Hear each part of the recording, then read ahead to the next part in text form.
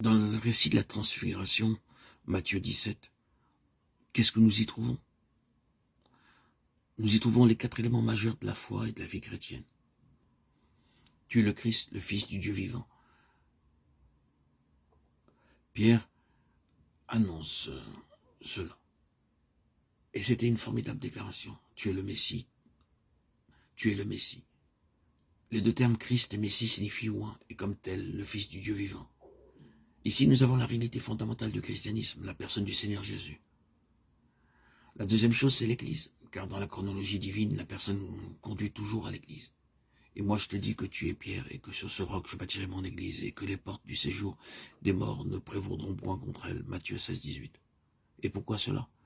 Pour cette même raison, c'est son Église. L'Église de celui qui est l'unique, auquel le royaume est donné, le trône devant qui toute nation se prosterneront. Et l'Église est l'incarnation de la vision du Seigneur exalté. Si cela est vrai, cela implique une Église grande, une Église puissante. Si c'est la vision de celui qui est unique, celui du monde, la transfiguration, celui qu'Étienne et Paul ont vu, celui qui par l'Esprit envoyé du ciel s'est incarné dans l'Église. Alors quelle Église ce sera? Sommes-nous familiarisés avec cette Église? Avons-nous réellement saisi que ce terme même d'Église signifie l'incarnation de celui qui est Seigneur sur toute chose? La troisième chose, c'est la croix. Dès lors, Jésus commença à faire connaître à ses disciples qu'il fallait qu'il aille à Jérusalem, Matthieu 16, 21. Le Fils de l'homme doit être livré entre les mains des hommes, Luc 9, 44.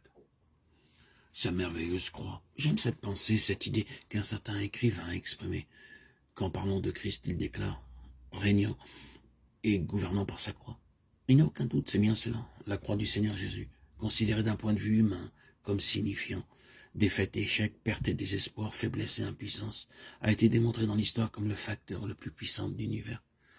Paul, avant sa conversion, considérait la croix comme le symbole même de l'ignominie et de la honte, quelque chose d'ignoble et de haïssable. Ensuite, il déclara, loin de moi la pensée de me glorifier d'autre chose que de la croix de notre Seigneur Jésus-Christ, Galates 6, 14.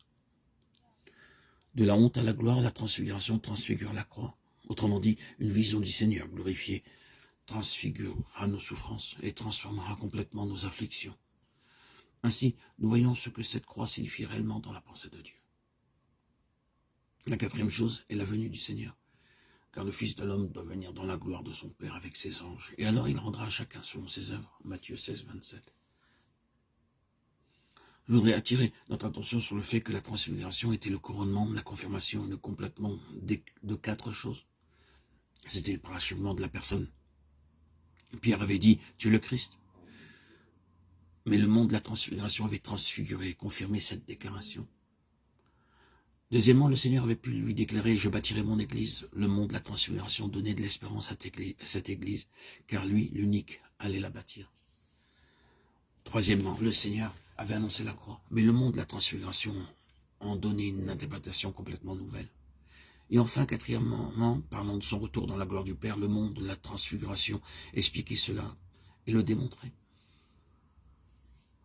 Oui, voir le Seigneur glorifié de cette manière, c'est la confirmation de notre foi tout entière, la base de notre position et l'assurance de notre triomphe final avec lui.